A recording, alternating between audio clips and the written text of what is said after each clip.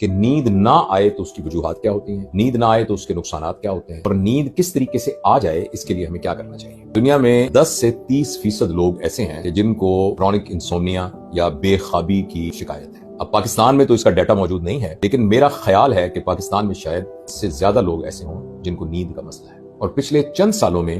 Data یہ بتاتا ہے کہ اس کا انسیڈنس ہے یا اس کے ہونے کے چانسز ہیں وہ بڑھ گئے ہیں، اور اس کی ایک بہت وجہ سکرین کا ہونا ہے۔ تو آج اس موضوع پر، اس اہم موضوع پر میں آپ کے ساتھ کچھ تھوڑی سی باتیں شیئر کرنا چاہتا ہوں کہ نیند نہ آئے تو اس کی وجوہات کیا ہوتی ہیں، نیند نہ آئے تو اس کے نقصانات کیا ہوتے ہیں، اور نیند کس طریقے سے آ جائے اس کے لیے ہمیں کیا کرنا چاہیے۔ دیکھیے، ایک بات تو بالکل ذہن میں رکھیے کہ نیند کو کبھی بھی آپ کوئی پیسو کام نہ سمجھیں۔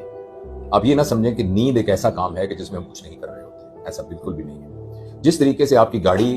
پیٹرول پمپ پہ کھڑی ہو اور چل نہ رہی ہو اور اس میں پیٹرول بھرا جا رہا ہو،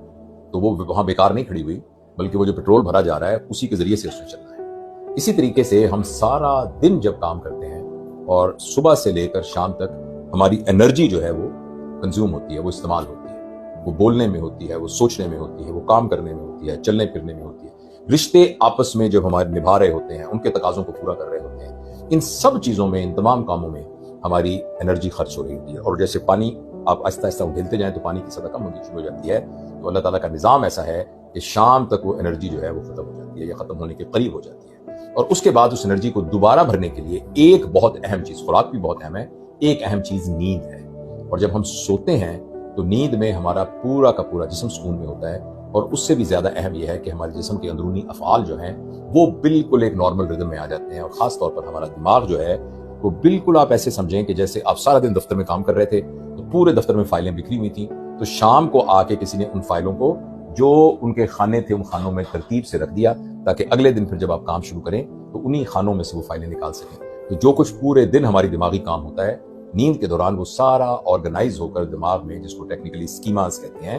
ان اسکیماز کے اندر اور ان پروپوزیشنز کے اندر جا کر، سوری ٹیکنیکل ٹرمز میں بول رہا ہوں، تو اس کے اندر جا کر، اور بلکہ پروپوزیشن، اسکرپٹ، اسکیماز، یہ والی یعنی خانے بنے ہیں دماغ میں کہ جن کے اندر وہ جا کر چیزیں فٹ ہو جاتی ہیں، اور اگلے دن پھر ہم اس کے لیے تیار ہو جاتے ہیں، جسمانی طور پر بھی اور ذہنی طور پر بھی اور جذباتی طور پر۔ اچھا، اگر یہ نیند پوری نہیں ہو رہی، اس کی کیا وجوہات ہیں، میں تھوڑی سی اس میں سے بتاتا ہوں۔ ایک وجہ تو یہ ہے کہ اگر ہم